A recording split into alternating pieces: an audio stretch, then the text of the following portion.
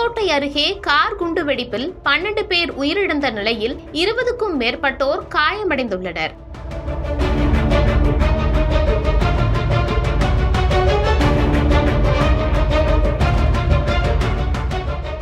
இதனையடுத்து ஆரம்பகட்ட விசாரணை தகவல்கள் வந்துள்ளன.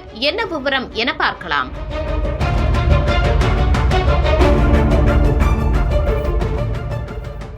டெல்லியில் உள்ள செங்கோட்டை மெட்ரோ நிலையத்தின் கேட் எண் 1 அருகே நவம்பர் 10ஆம் தேதியன்று 6:52 மணியளவில் ஹூண்டாய் i20 கார் வெடித்து சிதறியது. மெதுவாக வந்த கார் ரெட் சிக்னலில் நின்ற பிறகு விபத்து ஏற்பட்டுள்ளது. அந்த இடத்தில் கூடியிருந்த மக்கள் கார் வெடித்ததும் அலறியடித்து தப்பியோடியுள்ளனர். வெடிப்பு சம்பவம் நிகழ்ந்த இடத்தை சுற்றி இருந்த சில வாகனங்களும் தீப்பற்றி எரிந்தன. மொத்தம் 12 பேர் உயிரிழந்த நிலையில் 7 பேரை அடையாளம் கண்டுள்ளனர். இந்நிலையில் ஆரம்பகட்ட விசாரணையில் வெடிபொருட்கள் கொண்டு சென்றபோது தவறுதலாக வெடிப்பு ஏற்பட்டிருக்கிறதா என்ற கோணத்திலும் விசாரணை நடைபெறுகிறது.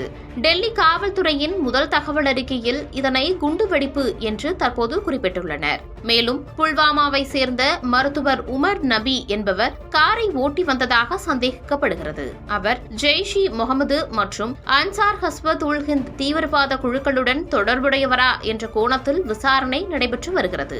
இதனையடுத்து உமர் நபிதானா என்பதை உறுதி செய்யும் நோக்கில் ஜம்மு காஷ்மீர் போலீசார் உமர் நபியின் தாயிடமிருந்து DNA மாதிரியை எடுத்துள்ளனர். அதே நேரத்தில் ஹரியானாவின் ஃபரிதாபாத் பகுதியில் 2900 கிலோ வெடிபொருள் அதாவது அமோனியம் நைட்ரேட் கைப்பற்றப்பட்டுள்ளது. நபியின் காரில் அந்த வெடிபொருட்கள் எடுத்து சென்றதாக கூறப்படுகிறது.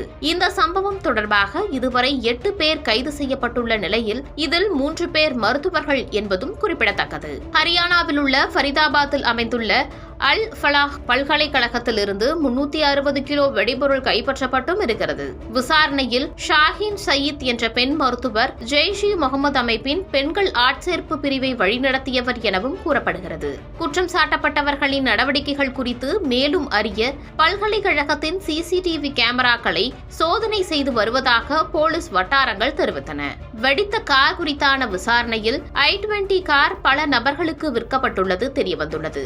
அதனை உமர் நபி வாங்கியிருக்கிறார். இது திட்டமிடப்பட்ட சதித்திட்டத்தின் ஒரு பகுதி எனவும் சந்தேகிக்கப்படுகிறது. தெற்கு காஷ்மீரின் புல்வாமா மாவட்டத்தை சேர்ந்த தாரிக் என்ற நபர் i20 காரை நபிக்கு வழங்கியதாகவும் தற்போது அவர் கைது செய்யப்பட்டுள்ளதாகவும் அதிகாரிகள் தெரிவித்துள்ளனர். பாதுகாப்பு நடவடிக்கைகளை பொறுத்தவரை தலைநகர் டெல்லி முழுவதும் உயர் எச்சரிக்கை நிலையில் இருக்கிறது. அனைத்து வாகனங்களும் கடுமையாக சோதனை செய்யப்படுகிறது.